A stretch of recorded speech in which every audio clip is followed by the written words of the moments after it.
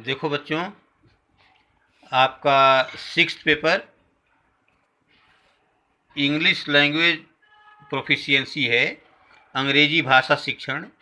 उसका प्रथम चैप्टर है, जिसको आप लोगों ने भी पहले भी देख लिया होगा आपका सिलेबस। उसका फर्स्ट चैप्टर है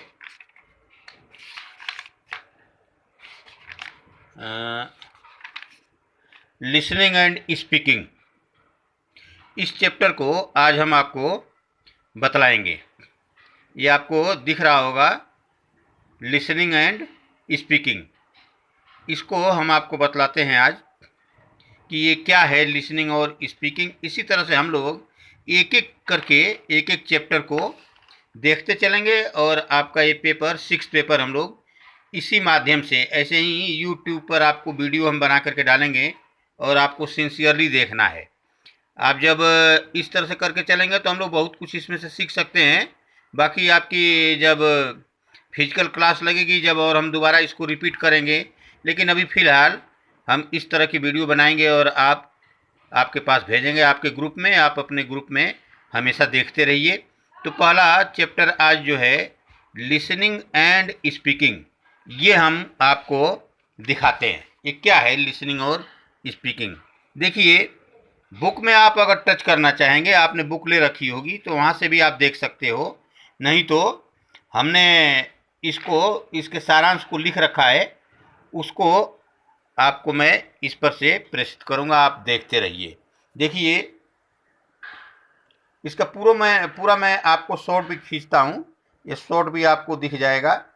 हाँ, अब इसमें मैं एक एक लाइन आपको समझाना चाह रहा हूँ। देखिए, यह यूनिट मौखिक कम्युनिकेशन की आवश्यकताओं पर प्रकाश डालेगी और उनको डेवलप करने के तरीके भी बताएगी। ठीक है जी, इस यूनिट में ये बातें हैं।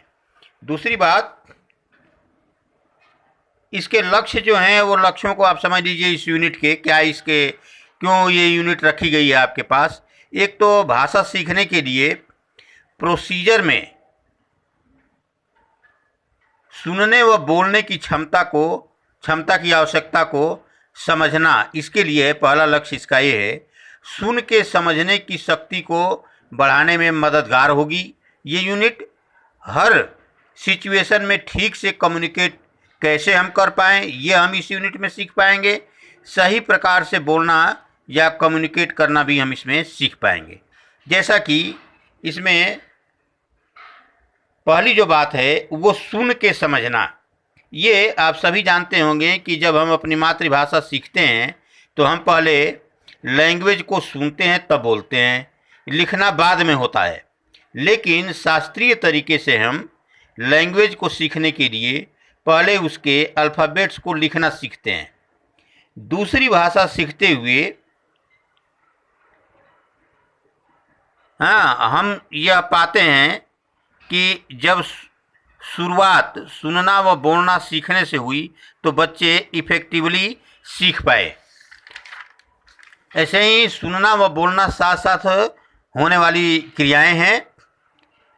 बातचीत के दौरान हम पहले सामने वाले की बात को सुनते हैं और तब ही उस पर रेस्पॉन्ड करते हैं, यानी उसका कोई जवाब देते हैं।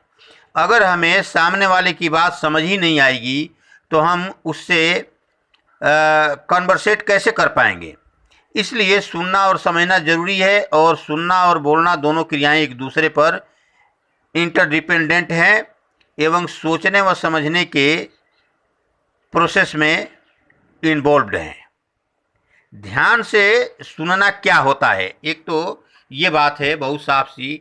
ध्यान से सुनना क्या होता है, इसको देखिए। ध्यान से सुनना क्या होता है, इसमें हम इस बात को अलग अलग करेंगे कि एक तो लिसनिंग शब्द है और एक हियरिंग शब्द है। दोनों एक जैसे ही शब्द हैं। हियरिंग मतलब भी सुनना ही होता है, लिसनिंग मतलब भी सुनना ही होता है। लेकिन हम लोगों के चैप्टर में लिसनिंग शब्द है, ये हियरिंग से कैसे अलग है इसको आप समझिए। हम बहुत सी आवाज़ें सुनते हैं यानी हियर करते हैं, परंतु सब पर ध्यान नहीं देते, सबको लिसन नहीं करते हैं। ध्यान से सुनना ही लिसनिंग कहलाता है। लिसनिंग एक एक्टिविटी है, एक योग्यता है। लिसन के हमारे सेंस ऑर्गन्स एक्टिव, सुनते समय हमारे सेंस ऑर्गन्स एक्टिव हो जाते हैं और हम सुने गए मैसेज को डिकोड कर पाते हैं या समझ पाते हैं एवं उसके हिसाब से रेस्पॉन्ड करने के लिए तैयार हो जाते हैं। जैसे आप एक उदाहरण देखिए, आप किसी को सलाह दे रहे हो कि अपने घर तक कैसे जाए या कैसे आए, तो जैसे एक उदाहरण देख लीजिए, जिस दोस्त के घर आप कभी नहीं गए, वह दोस्त जब आपको फ़ोन पर अपने घर के डायरेक्शन बताता है तो आप उसकी एक एक बात को ध्यान से सुनते हैं, क्योंकि आप ये जानते हैं कि अगर आपने ध्यान नहीं दिया तो आप अपने दोस्त के घर नहीं जा पाएंगे। बाद में उसके दोस्त द्वारा दी गई मैसेज जो भी है, जो भी वो बतलाता है कि यहाँ से आपको मुड़ना है, यहाँ तक चलना है, आपका ब्रेन डिकोड करता है। ध्यान से आप सुनते हो तो सारी बातें आपका ब्रेन जो है उसको क्लियर कर लेता है, उसकी व्याख्या करता है, और आपके सेंस ऑर्गन्स आपको अपने दोस्त के घर के तरफ डायरेक्ट करते हैं, आप दोस्त के बताए हुए स्थान पर पहुंच जाते हैं। यह एक सक्सेसफुल कम्युनिकेशन है। इसी को हम लिसनिंग कहते हैं। ये है लिसनिंग। हमारे चैप्टर में जो शब्द है लिसनिंग, उसका मतलब यही है, हम अपनी क्लास में जब किसी बच्चे के सामने कोई बात करते हैं या उससे कुछ कहते हैं या उसको कुछ सिखलाते हैं तो उस समय वो हियरिंग नहीं करे बल्कि लिसनिंग करे। ये एक स्किल है लिसनिंग की भी। हम लोग और आगे इसके संबंध में चर्चा करेंगे, बात करेंगे, और एक एक करके एक एक बात आपको बहुत अच्छी तरह से बताएंगे।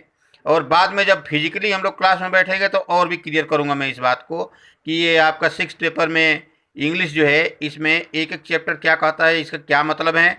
अब चूँकि आप इस समय अपने घर पर हो तो आप इस माध्यम का इस्तेमाल करो।